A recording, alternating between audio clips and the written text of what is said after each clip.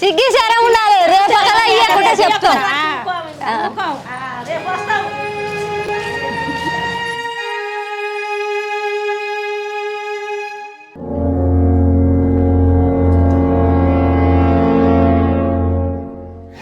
దేంటి కడితే పెట్టిన పైసలు ఆడుకుంటున్నాను ఏమోనయ్యా ఏడకని నాకే తెలియదు బాధపడకయ్యా ఇద్దాం ఏదో ఒకటి చేసి దా నువ్వు రా ఇటు కూర్చుందిరా ఆ పాలిటి కూర్చో ఇద్దాంలే ఏంగా బాధపడబాకు ఏదో ఒకటి చేసి ఇద్దాంలే మరి